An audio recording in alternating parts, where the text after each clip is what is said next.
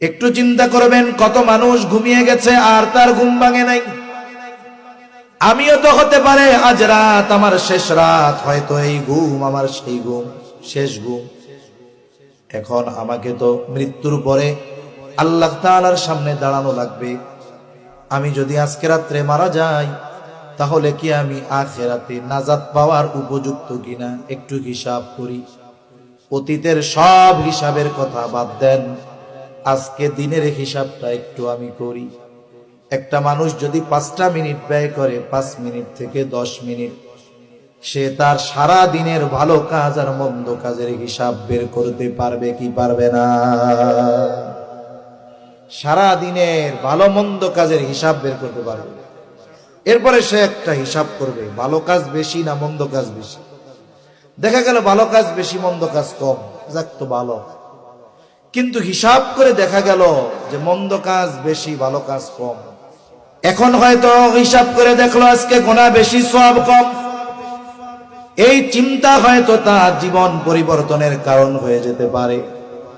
হয়তো তখন আল্লাহ তাআলার কাছে তওবা করবে, বলবে আল্লাহ আজ রাতে যদি মারা যায়, আজকের হিসাবেই তো আমার গুনাহ বেশি সওয়াব কম।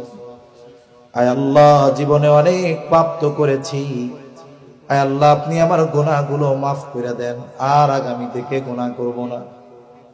আমরা যদি মনে করি আস্তাগফিরুল্লাহ আস্তাগফিরুল্লাহ পড়লেই মনে হয় তাওবা, না না, এই যে অন্তর থেকে অনুতপ্ত হয়ে ওই গুনাহ না করার ব্যাপারে প্রতিশ্রুতিবদ্ধ হয়ে আল্লাহর কাছে যখন ক্ষমা চেয়েছে, বলে এর চাইতে একনিষ্ঠ খালেস তাওবা আর কোনো কিছুই হতে পারে না। আল্লাহ না করুন ওই ব্যক্তি যদি রাতের বেলা মারা যায়, খালেস তাওবা নসিব হয়ে গেছে, আশা করা যায় কিয়ামতের দিন নিষ্পাপ হিসাবে আল্লাহর সামনে দাঁড়াবে। এই জন্য মুহাসাবার কথা বুজুর্গানে দিন বলেন, যে জীবনের হিসাব নেওয়া, যে আমার জীবনের গুনাহ বেশি না পাপ বেশি, এই আলোচনা বা এই হিসাব যেই মানুষগুলো বেশি বেশি করে, ওই মানুষগুলোর জন্য মুত্তাকি হওয়া সহজ হয়ে যায়।